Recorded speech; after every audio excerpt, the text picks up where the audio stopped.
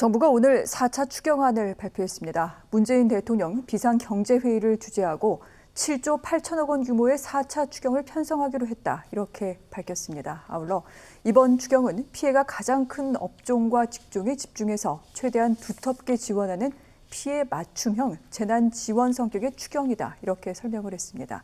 자세하게 보면은요, 주로 자영업자와 소상공인에 대한 지원이 가장 눈에 띄기도 합니다. 조금 전 홍남기 부총리가 기자회견을 열어서 이 같은 내용을 발표를 했는데, 일단 그 고위험 시설로 지정이 돼서 현재 영업 제한을 받고 있는, 영업을 중지하고 있는 12개 업종 가운데 유흥주점과 단란주점을 제외한 나머지 업종에 대해 200만 원을 지급한다고 밝혔습니다. 이외에 영업시간 제한을 받고 있는 음식점이라든가 커피 전문점은 150만 원, 그리고 그 외 이 연매출 4억 원 이하 매출 감소된 업종에 대해서는 100만 원을 지급한다. 이런 자세한 내용을 밝히기도 했습니다.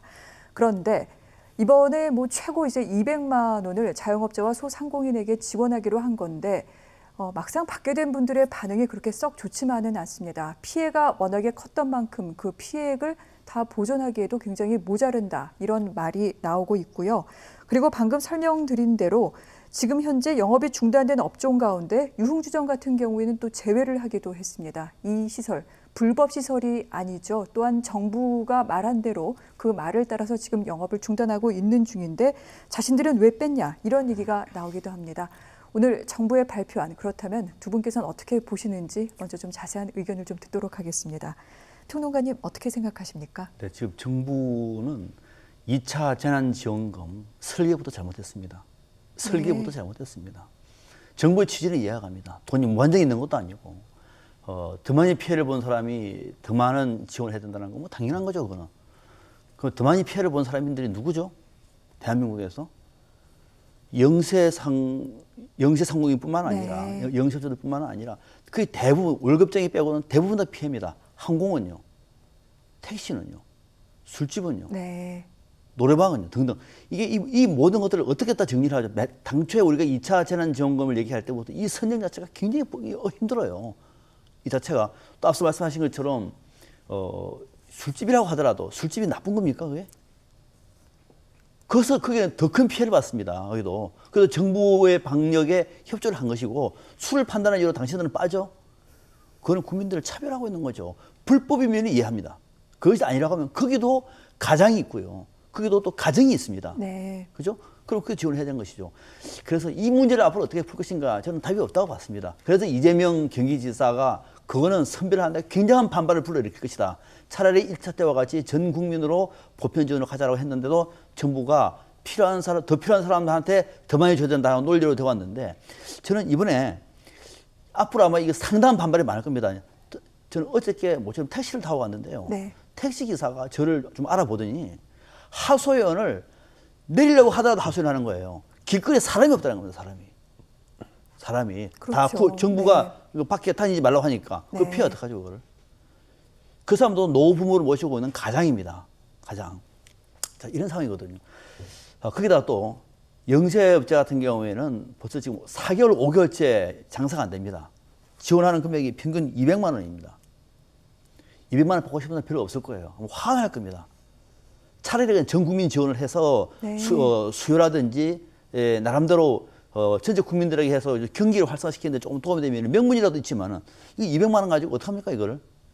그러니까 이런 측면에서 저는 이번에 정부 정책은 이해는 하지만은 돈이 정부들 아이고 대한민국 돈이 많으면은 뭐들 못하겠습니까 할 수 있으나 처음부터 설계가 잘못되다 보니까 당초 우려했던 그 우려가 그대로 현실로 나타나고 있다. 돈을 지급하는 정부도 받는 국민도 이걸 지켜보고는 제3자도 모두가 실패한 그런 어떤 정부 정책의 실패가 온전히 지금 드러나고 있는 어떻게 보면 안 하지 못한 그런 정책을 지금 정부가 펴고 있다는 생각이 듭니다. 그렇군요. 네. 4차 추경안 7조 8천억을 집행하게 되는데 일단 예산이 잡혀 있는 것은 이렇습니다. 이 가운데 3조 8천억이 소상공인 그리고 자영업자에게 지원될 것으로 그렇게 지금 예상이 되고 있습니다. 하지만 박상병 평론가님의 말씀은 일단 이 부분 경기 진작에도 도움이 안 되고 제대로 된 구제라고 얘기할 수도 없다 이렇게 말씀을 하셨는데 교수님 어떻게 봐야 될까요? 네, 일단은 그 2차 재난지원금이라고 하는 장면부터 잘못됐습니다. 네. 그러니까 애초에 우리가 재난지원금, 1차 재난지원금 그러면은 전 국민에게 보편적으로 주는 거였어요. 그런데 2차 재난지원금 그러니까 당연히 전 국민에게 또다시 1차 때 줬던 것처럼 할 거라고 세상 생각을 했는데 이게 선별이냐 복지냐 이런 논란으로 빠지면서 네. 이게 이제 나는 왜 빠져? 이런 이제 이야기들이 곳곳에서 나오기 시작한 거거든요. 그러니까 애초에 2차 재난지원금이라고 할 것이 아니었다라는 거죠. 즉 정책의 목표가 분명했다면 2차 재난지원금이라고 하는 단어를 쓰면 안 됐다. 오히려 소상공인들 생계 지원 대책, 그 다음에 어린이 비대면 어린이 학습 지원금 또는 뭐 추석 때 비대면 활동 지원금 뭐 이런 식으로 그 어떤 정말로 그 핀셋 지원 이런 핀셋 지원은 그 1차 지원금 이전에도 있었거든요. 그러니까 이런 형태로 해가지고 추경에서 좀 급한 데부터 먼저 불 끄겠습니다. 이렇게 양해를 구했다면 왜 나는 안 주냐라고 하는 말이 그렇게 많이 나오지는 않았을 겁니다. 그런데 보편이니 선별이니 뭐 이렇게 얘기를 해놓으니까 다 줄 것처럼 얘기하다가 해당이 안 돼요. 또 2차 재난지원금의 대상 중에 하나가 소상공인인데 노래방하고 유흥 단란주점하고의 차이점이 애매모호한 것이 굉장히 많아요. 그러니까 이런 선별이라고 하는 걸로 갈 때부터 네. 이런 그 차별성을 두기가 굉장히 어려울 거다. 50%와 51%를 구분하는 게 굉장히 어려울 거라고 예상을 했는데 아니나 다를 거예요. 또 주고 나서 아유 이렇게 지금 나라 살림도 어려운데 이거라도 지금 지원해 주는 거에 대해서 감사하게 생각해야 되는데 받는 사람들도 별로 썩 달가워하지 않는단 말이에요. 그 이유는 이름이 잘못됐기 때문에 그래요. 아까 얘기했듯이 소상공인 생계지원금이라고 했으면은 생계지원금으로 200만 원 준다는 거는요 굉장히 크게 주는 거예요. 그죠? 그런데 이거를 갖다가 마치 이제 재난지원금이라고 하면 지금 코로나로 인해서 입은 피해들을 보상해 주는 듯한 이런 뉘앙스를 줬거든요. 그러니까 당초에 정책의 목표가 분명했다면 사람들의 기대도 거기에 맞춰서 있을 텐데 기대는 잔뜩 부풀려 놓고 채워주지 못하니까 실망감이 곳곳에서 나오고 이것을 갖다가 좀 통제를 못하고 있는 거 아니냐. 좀 그런 점에서 네. 정책을 설계할 때는 그 정책이 어디에다가 정확하게 타겟팅 할 건지 그리고 그것들에 대해서 국민들에게 양해도 구하고 네. 그럼 이제 돈이 지금 올 가을에 독감과 코로나가 결합되면은 상상치도 못할 그런 상황이 펼쳐질 수 있기 때문에 그때를 위해서 지금은 일부만 지원할 수밖에 없습니다라고 먼저 양해를 구한 다음에 네. 그 선별 지원 대상을 정했어야 되는데 좀 그런 점에 있어서 소통도 그다음에 전달 방식도 굉장히 문제가 많은 그런 한계점을 드러냈다 이렇게 평가하고 싶습니다. 네.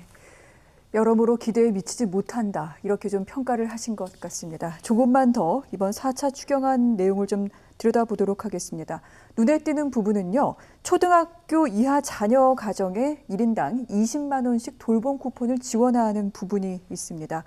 원래는 7세 미만 가정에만 지원이 됐었는데 이번에는 초등학생까지 그 범위가 확대가 됐습니다. 아울러 13세 이상 전 국민을 대상으로 통신비도 2만 원 지원하겠다 이렇게 얘기를 했는데요. 문재인 대통령 굉장히 좀 적긴 하지만 정부의 작은 위로이자 정성으로 받아들여 달라 이렇게 얘기하기도 했습니다. 하지만 이 통신비 2만 원 같은 경우에 전 국민 13세 이상을 대상으로 지원할 경우에는 거의 1조 원 가까운 예산이 들어간다고 합니다. 이 부분과 관련해선 야당뿐 아니라 여당 내부에서도 여러 가지 또 얘기가 나오기도 하는데 이 같은 부분은 또 어떻게 봐야 될까요, 교수님? 네, 일단 뭐 저는 그 통신비 지원에 대해서 네. 그렇게 나쁘게 보진 않습니다. 네. 아이디어 자체는 좋았다고 봐요. 특히나 방역 측면에서 이번 추석 때 정부가 뭐라고 얘기했습니까? 귀향도, 성묘도 자제해달라고 그랬어요. 자, 그러면 고향에 못 갑니다. 손주 얼굴 한번 보여줘야 될 거 아니에요. 영상통화도 많이 할 거고요. 또 애가 집에 있는 연휴 기간 동안에 어디 나돌아다니기 힘드니까 네. 애 영화라도 한 편 보여줘야 돼요. 데이터 영화 하나 보면은요, 2기가, 3기가 날아갑니다. 2, 3만 원이 훅 날아가요. 좀 그런 거에 대해서 정부가 어떤 방역 차원에서 추석 기간 동안에 비대면을 갖다가 좀 권장하는 네. 그런 차원에서 나왔고 또 그것이 다 못 주니까 좀 정말 작은 선물로 국민들에게 위안이 됐다 그러면 좋았을 텐데 문제는 이 과정이 전달이 충분치 않았어요. 전달이 충분치 않았다는 건 뭐냐면 처음에 얘기가 나올 때는 35세부터 50세까지는 또 안 주겠다고 그랬어요. 그랬죠. 아니 그럼 35세부터 50세까지는 세금을 주로 내는 사람들인데 세금 내는 사람들은 아까 가지고 경제활동이 왕성해서 핸드폰 많이 쓰는 사람들인데 다른 사람 준다 그러니까 그럼 나는 뭐야라고 하는 생각을 가질 수밖에 없는 거거든요. 그것도 우여곡절 겪어가지고 또 여론이 안 좋아지니까 또 준대요. 그러면 도대체 애초에 선별 왜 했냐라고 하는 원론적인 또 정부가 비판을 받을 수밖에 없습니다. 정부가 이렇게 하고 있을 때 네. 이재명 지사 같은 경우에는 경기도에서 20만 원 지역 화폐 구매하시면 5만 원 더 드리겠습니다 이러니까 오히려 저게 더 좋은 거 아닌가? 라고 하는 생각을 들 수밖에 없는 거예요. 그런 점에 있어서 아무리 좋은 정책도 네. 국민들에게 충분히 설명하지 않고 그다음에 논의 과정이 국민들의 동의를 얻지 못하면은 이렇게 좌우왕좌왕하면서 마치 여론에 따라 정책이 왔다 갔다 하는 듯한 이런 모습을 보여줬기 때문에 국민들이 이거 뭐야? 저는 이미 받지도 않았는데 기분 나빠요. 2만 원이 준다 그러니까 고마운 게 아니라 지난번 재난지원금은 기분 좋았고 고마웠는데 네. 아직 안 받았는데 준다 그래도 별로 기분 상했거든요. 좀 그런 점에 있어서 얼마나 그 과정 자체도 네. 소중하고 중요한지 문재인 정부가 그동안에 인기를 얻었던 가장 큰 저는 비결은 눈높이라고 생각했어요. 공감이라고 그랬고 소통이라고 그랬습니다. 근데 이번 2차 재난지원금은 그런 점에 있어서 굉장히 아쉽다라고 평가할 수밖에 없습니다. 그렇군요. 이 과정에 문제가 많았다, 포퓰리즘이다라는 부분 야당에서 비판이 나오고 있고 그렇지 않은 의도라 할지라도 이미 마음의 상처를 받았다 이런 말씀까지 하셨는데 평론가님께서는 이 부분 어떻게 보십니까? 통신비 2만 원은 포퓰리즘 맞습니다. 네. 이제 우리 박찬환 교수님은 마음이 착하셔서 그 취지는 좋다고 말씀을 하셨는데 취지가 나쁜 겁니다. 자, 왜 그러냐면요. 네. 지금 우리는 통신비가 고민되는 거 아니에요. 앞서 말씀드린 것처럼 택시 기사들 또는 노래방 하는 사람들 또 하루 먹은 일용직 노동자들 직장에서 잘리는 사람도 많습니다. 이 사람들에 대한 대책이 먼저 필요한 거예요. 정부가 그랬잖아요. 이낙연 대표도 더 필요로 하는 곳에 더 많이 줘야 된다고. 이분들은 더 필요로 합니다. 솔직히 저 같은 경우는 통신비 안 받아도 괜찮습니다. 2만 원 필요 없어요. 저도 받아도 기분 나쁩니다. 그런 거는. 그러면은 정부가 그 원칙을 지켜 나가서 정책을 피든지 그것이 아니라고 얘기하면은 갑자기 통신비가 아니라 주호영 통합당 원내대표, 지금은 이제 통합당이 국민의힘이 됐죠. 국민의힘, 네. 전 국민에게 차라리 독감 예방주사를 맞는 게 훨씬 더 의미가 있는 거예요. 전 국민에게 왜 K 방역의 연장선, 전 세계가 더 감탄할 겁니다. 모든 국민이 K 방역하는 데 앞장섰습니다. 그리고 다시 가을에 두 가지 다 엎친 데 덮친 격으로 네. 코로나에 그 독감까지 이렇게 갈 경우에는 정부도 감당하기 어렵다고 얘기하면 그걸 면에 방지하기 위해서 남는 돈으로 한 1조 원 정도 되거든요. 13세 이상 통화 2만 원 주면은 1조 원을 가지고 그 반만 하더라도 전 국민이 다 가능합니다. 명분이 멋지잖아요. 확실하잖아요, 이거는. 그렇게 안 가고 그거는 빼버리고 그것도 무슨 누구한테 주고 누구는 나와서 또 개인적으로 받아라 그러고 다 하려고 하고 하니까 백신이 부족한다 그러고 그거 안 되니까 갑자기 통신비를 또 얘기하고 그래요. 그럼 통신비가 필요합니까? 주차비는요, 그러면은. 기름값은요. 그러니까 이 등등 이런 어떤 네. 그 소모적인 얘기에 정부 정책이 너무도 서리겠다. 정부 정책이. 지금 문재인 정부 지금 4년차라고 얘기하면은 4년차에는 정책이 성숙하더라 성숙해야 됩니다. 아마추어도 이런 아마추어가 없어요. 네. 지난번 공고 어려면 하더라도 지금 어떻게 됐죠? 또 다 물어났습니다. 학생들이 지금 국가 시험도 지금 거부하고 있으면 어떻게 할지 모르겠습니다만 정부가 어떤 정책을 펼 때 집권 1년, 2년만 되더라도 저는 이해를 합니다만 지금 4년 차에 성과를 만들어내야 할 막바지에 이렇게 아마추어 정책 가지고는 앞으로 어떻게 할지 정말 어떻게 보면은 이것이 정말 문재인 정부 실력인가 싶은 생각이 들어서 많은 국민들이 분개할 것 같습니다. 앞으로 이 국민들의 불만들을 어떻게 감당할 수 있을지 저는 지금이 오히려 시작이라고 봅니다. 네. 상당히 많은 역풍이 불 겁니다. 알겠습니다. 자, 방금 설명드린 내용 외에도 이번 4차 추경에는 특수고용직 노동자라든가 생계위기 가정 등등에 대한 지원도 포함이 되어 있습니다. 어떻게 보면 선별 지원이라고 얘기는 했습니다만 그래도 또 보편적 지원을 염두에 두고 있는 부분도 분명히 좀 눈에 띄긴 하는데 문제는 이제 국가 재정과 관련된 내용입니다. 각각 질문을 좀 드려보도록 할게요. 4차 추경까지 집행하게 되면 지난해보다 예산이 18% 이상 늘어나게 된다고 합니다. 그리고 이번 4차 추경부터는 집행되는 부분을 모두 이제 국채 발행을 하게 되는데 나라 곳간 걱정하는 소리가 벌써 나오기 시작했습니다. 이 부분 어떻게 봐야 될까요, 교수님?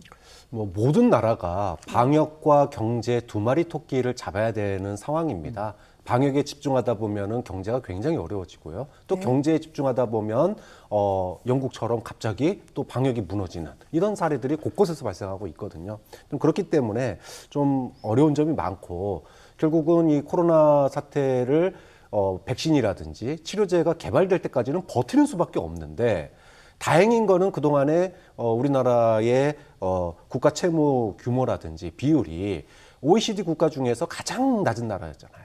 좀 그런 점에서 2년을 갖다가 버틸 수 있는 여력이 있다라고 하는 것 자체가 저는 행복한 거다. 지금 OECD 국가들이 거의 뭐 90%, 100% 넘는 국가들이 허다합니다. 근데 우리는 아직 50%도 안 됐잖아요. 좀 그런 점에 있어서 이 어려운 고비를 갖다가 함께 넘어가는 거. 이 함께 넘어가는 게 좀 중요하다고 보거든요. 그래서 치료제 나올 때까지 사람들에게 최소한의 생계비와 최소한의 생활을 유지할 수 있는 거. 이게 저는 국가와 정부의 필요성이라고 보거든요. 그러니까 국가 재정도 국민들이 먹고 산 다음에 국가 재정이 있는 거예요. 좀 그런 점에서 50% 이하로 부채 비율을 갖다가 유지해야 된다라고 하는 경제부처라든지 경제학자들의 이야기는 네. 조금 이제 이번 코로나 사태만큼은 예외가 돼야 되지 않느냐. 좀 이런 어떤 이야기들은 물론 뭐 다음 세대를 생각하면 빚이야 마음 아프죠. 하지만 다음 세대가 유지되기 위해서라도 지금 코로나 사태 동안 우리 경제가 무너지지 않고 버티고 있어야 되는 거예요. 좀 그런 점에서 저는 뭐 불가피한 현상이라고 생각합니다. 알겠습니다.